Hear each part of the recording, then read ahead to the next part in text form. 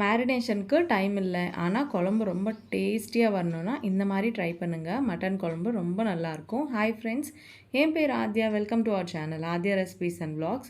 இன்றைக்கி தான் முதல் தடவை நம்ம சேனலை பார்க்குறதா இருந்தால் ப்ளீஸ் சப்ஸ்கிரைப் பண்ணிவிட்டு பாருங்கள். இந்த மாதிரி நிறைய இன்ட்ரெஸ்டிங்கான ரெசிபீஸ் vlogs எல்லாம் இருக்கும். இனி லேட் பண்ணாமல் மட்டன் குழம்பு எப்படி பண்ணுறதுன்னு காமிச்சிடுறேன், நீங்களும் ட்ரை பண்ணுங்கள். இந்த குழம்புக்காக 1 கிலோ மட்டனை இந்த மாதிரி நல்லா வாஷ் பண்ணிவிட்டு பக்கத்தில் வச்சுக்கலாம். இதுக்காக ஒரு 2 வெங்காயம், பச்சை மிளகா, இஞ்சி பூண்டு பேஸ்ட் ஒரு 2 ஸ்பூன், ஒரு தக்காளியை கட் பண்ணி வச்சுக்கோங்க.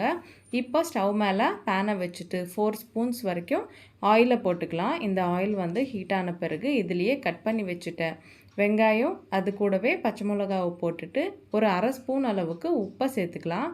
சேர்த்துட்டு இந்த மாதிரி ஒரு வாட்டி மிக்ஸ் பண்ணிவிட்டு மூடியை போட்டு ஒரு சாஃப்ட் பதம் வரைக்கும் நம்ம குக் பண்ணிக்கணுங்க.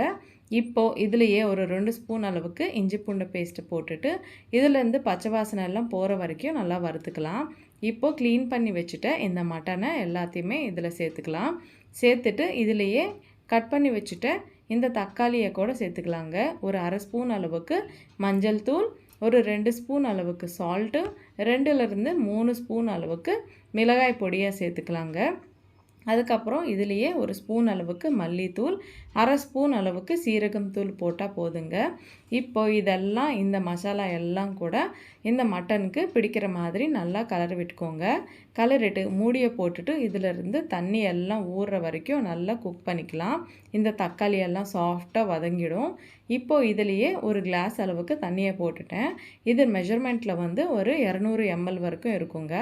இப்போ உப்பு ஏதாவது பத்தலைன்னா கொஞ்சம் அட்ஜஸ்ட் பண்ணிவிட்டு மூடியை போட்டுட்டு கொஞ்சம் கிரேவி கன்சிஸ்டன்சி வந்ததுக்கப்புறம் மூடியை எடுத்துகிட்டு லாஸ்ட்டில் ஒரு ஸ்பூன் அளவுக்கு கரம் மசாலா, கொத்தமல்லியை தூவிட்டு ஸ்டவ் ஆஃப் பண்ணிட்டா மட்டன் குழம்பு ரெடிங்க. ஒரு 10 நிமிஷம் கழித்து சர்வ் பண்ணிங்கன்னா குழம்பு வந்து இன்னும் கொஞ்சம் திக்கான பதத்தில் மாறிடும். அவ்வளோதாங்க, எவ்வளோ சிம்பிளாக இருக்குல்ல மட்டன் குழம்பு.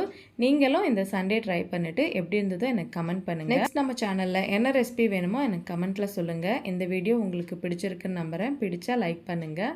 உங்கள் ஃப்ரெண்ட்ஸ் அண்ட் ஃபேமிலிக்கு கூட இந்த வீடியோவை ஷேர் பண்ணுங்கள். இந்த மாதிரி நிறைய ரெசிபீஸ்க்காக நம்ம சேனலை சப்ஸ்கிரைப் பண்ணிக்கோங்க. மீண்டும் இன்னொரு வீடியோவில் உங்களை சந்திக்கிறேன். அது வரைக்கும் சைனிங் ஆஃப், உங்கள் ஆத்யா. Bye bye.